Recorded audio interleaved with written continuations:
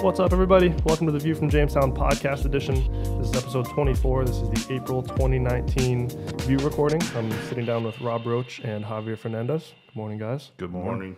Welcome home, everybody, from AFPM. Busy week. Javi extended that week down in Mexico afterwards. Yes, so of course. Busy week of travel. Yes, glad to be back. I think overall the AFPM went pretty well, though. I think it did, yeah. There was a lot of discussions about a lot of different topics, and people were, feeling good to be in that warm weather and nice and sunny, but not too hot, which I liked. Yeah, the first day was nice. The weekend was nice with the little golf outing on Saturday, and then Monday morning, first thing, 85 degrees. Right when it's time to put a jacket on. Yeah, it was perfect weather, really, all in all. When you're running around, you don't want it to be 100 degrees out, which some years it's been really hot there. Wasn't expecting a lot of in-depth discussion about too much stuff, but it was pretty intense. Yeah. Yeah, I think a lot of discussions about Chinese tariffs and things that have been going on for a long time. A lot of things people want to talk about, but nobody necessarily has answers for things, as much as we want to bring it up. Yeah, a lot of contradicting opinions, that's for sure. Yeah.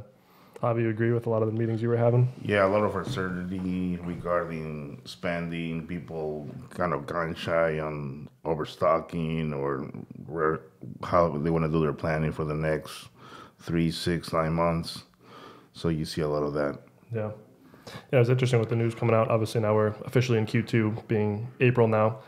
Stock market obviously saw a good jump in the first half of 2019 or the first quarter of 2019, which I think contradicts a lot of the almost doomsday type of news we had coming into 2019, which was good to see. Well, if you look at any historical recessions, they usually happen in Q3, Q4. So for whatever reason, the first 6 months of the year tends to be a racetrack with the stock market. Mm-hmm. It's doing that. It's doing well. Even today, it's up big today. We're April Fool's Day, April 1st today. Not a lot of big news out there, but the stock market certainly is buzzing.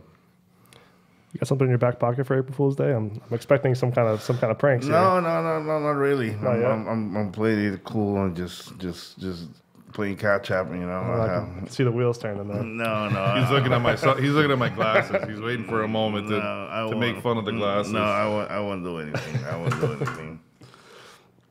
But yeah, AFPM I think was good. A lot of good meetings, good conversations. I think our cocktail party went well.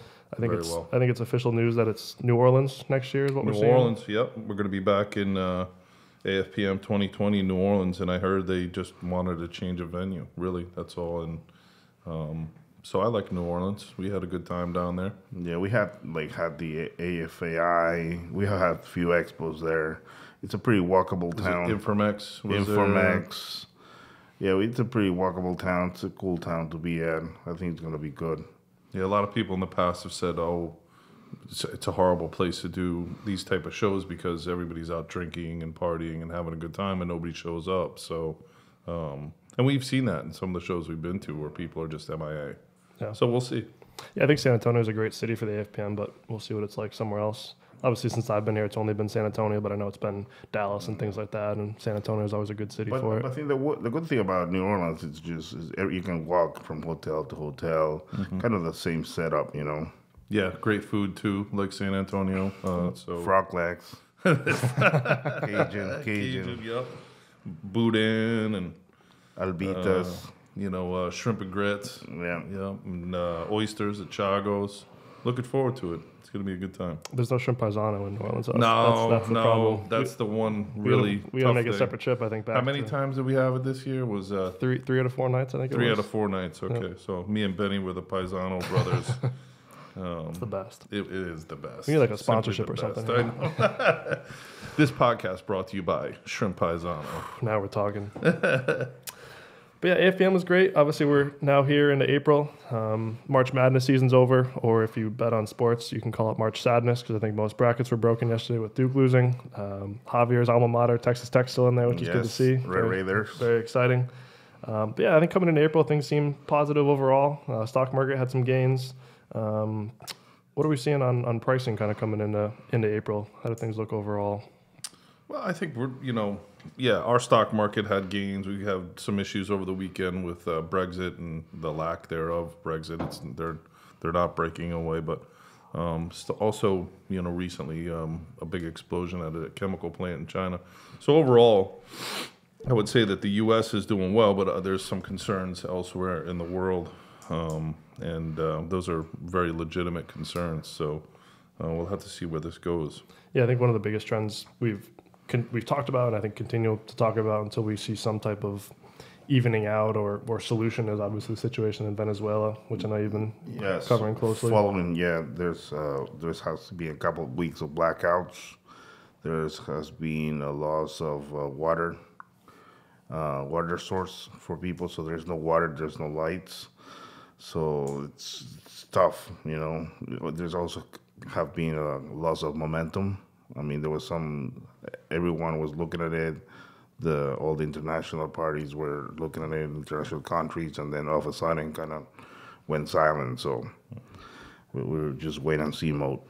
And I think all these geopolitical situations that are happening, are really having an effect on overall demand. And, we're in a sort of a down cycle here on demand because of all the confusion there is out there from all these trade wars, geopolitical situations, weather events, etc. And obviously the situation's terrible in Venezuela on a humanity level, and then you even try to look out a little bit further and you see the business level, and obviously, there's blackouts and people can barely survive. It's obviously not good for business. Yep. There is no business. Right. So something to keep a close eye on. Hopefully we see some type of solution sooner rather than later, both for business reasons and just humanity reasons. We also saw, 3 or 4 planes of soldiers from Russia, equipment from Russia, military equipment. I mean, it's getting to be... It's interesting. Very serious. Yeah. Serious stuff going on there. They're doing trading on gold, so, people are stopping wires just because make sure you're not involved with PDVSA or you're not involved in any gold transactions.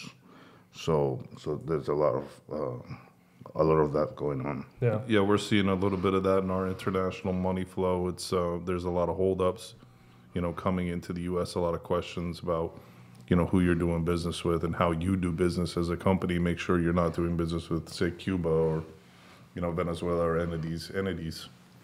Yeah, obviously we try to keep an eye on everything happening worldwide on a geopolitical issue and figure out, what's going on and try to stay up to date as much as possible. So if anyone has questions on things on a business level, I'm sure, Javi or anyone would be happy to help out the best we can. Yeah, I think we're threatened with the south border closing this week. There's a lot of talk about that. Yep. There's a lot of pressure now on Ecuador, on Guatemala to, stop the flow into Mexico of their population of people that are leaving those countries. So, So what would happen in our business if the border just stops? I know we have a lot of shipments coming and going. Right. I mean, if you look at that, just based on our business, it will be a huge impact. Yeah. No, it's amazing that overnight something like that could have a major effect on our business.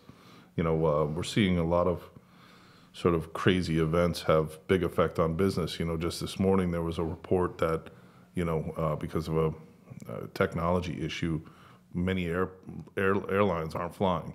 Really? I didn't hear that today. Yeah. The Boeing 737, was a problem when we were going to AFPM. They had a glitch in their software system that was causing some of these planes to crash or almost crash, and so that really affected our travel down to San Antonio and back. So, crazy big issues. Yeah, there was a glitch on their system, so a lot of planes got grounded and a lot of delays, cancellations just happened just because of a system glitch on 5 major airlines. Yeah, it's interesting. I mean, there's so much geopolitical unknowns, and even if companies want to travel, it's almost like there's now plane issues and travel issues. Oh, yeah. Big time. Lots to consider. What was it when we were down there? We heard a company had gotten a virus and was doing orders by paper. That was one of the things. They're like handwritten orders by fax. Handwritten orders by fax. At AFPM, they got a virus and it shut down the whole company. Do you remember what company it was? It was a big one. I know that. It was a big one. Yeah, well, it wasn't just a little mom and pop shop. Yeah. So technology is just an ever-growing part of our life, and you can see when there's breakdowns in these systems, we're becoming more and more dependent on these things. When there's breakdowns in these systems, it's Major breakdown. We saw the other one too, either an ex-employee or a fake employee using real credit docs to try to get his own credit. Did you see that note? Oh, God, yeah. I mean, yeah. it's just stuff happening all the time. Everywhere you go, people are trying to scam you. Yeah. Especially online. It's just the world we're living in, unfortunately. It is. It is. So you got to protect yourself all the time. Yeah. So something to keep a close eye on. Obviously, we hope things get better with the Venezuela situation, but things kind of status quo for now. Maybe getting a little bit worse, unfortunately. Yes. But something to keep a close eye on, both just personally and for business reasons.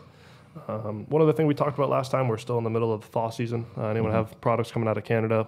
It's one less pallet or super sack of product. It's roughly 2,000 pounds less, just based on the thaw season and the highways coming out of the winter time.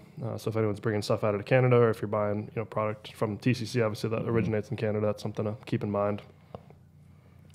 And I think that runs May-ish. Kind of depends on the We don't have product. AJ, the expert, here today, but yeah, it goes for a few weeks during the thaw season, and like you mentioned, it's one less ton coming and going out of Canada. So if you're going into Canada, you also can't do a full max load. So Yep. but it's thawing out there quickly. Beautiful out there today.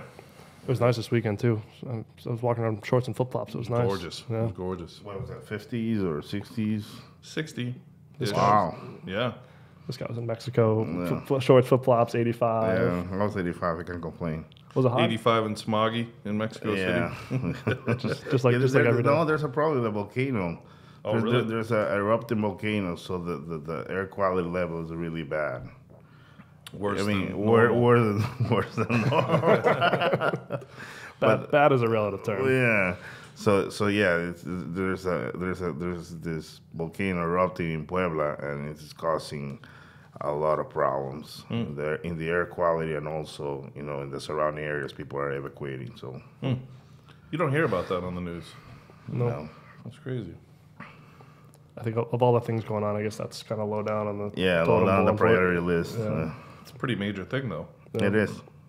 Is it just Mexico City, or is it a big? No, wide? it's a big area. Yeah, Yeah. Puebla is like 2 hours away, 3 hours away. Oh, really? And it's affecting, Wow. big radius. Wow, all of central Mexico.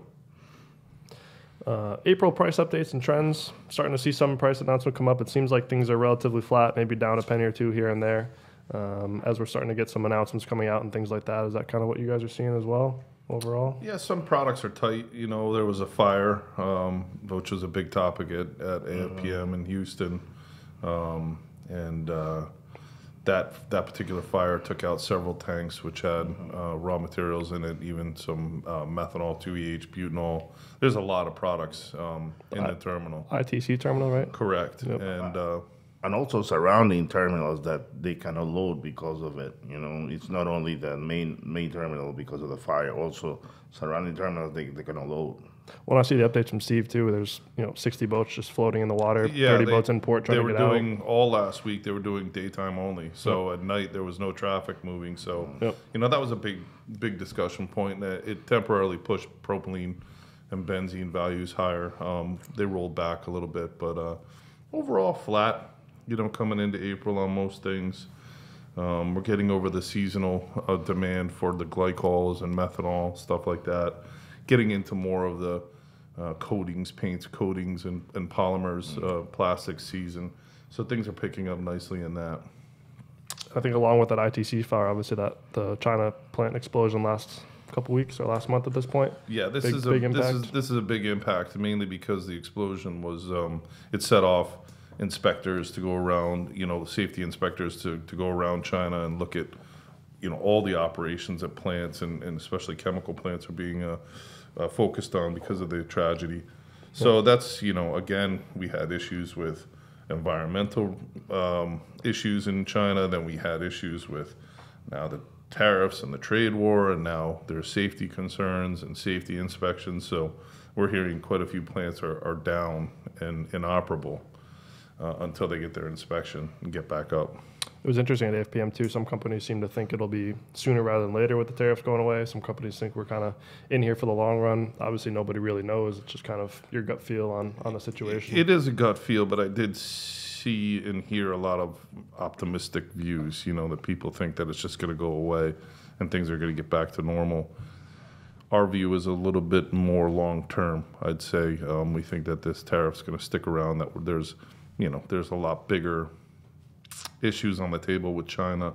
You've got a very short period of time here that we've been negotiating. And in the big scheme of things with China, they look at things long term. So they're not going to take a bad deal. Right. I think they'll be patient enough and hold out to get a fair deal, if not a good deal, for China. So I think based on that, it's going to be a while. And I'd like to be optimistic, but at the same time, you got to be realistic. Yes, I'd agree. I think realistically, nothing's going to happen overnight. Yep.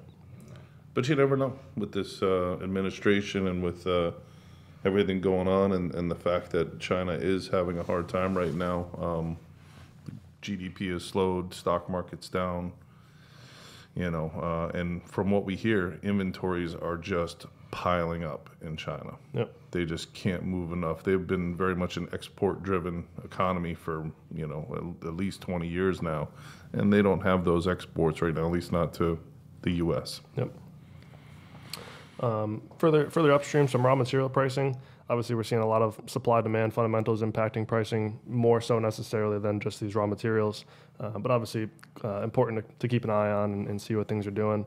Benzene up slightly. A lot of the other materials kind of seems flat for April so far.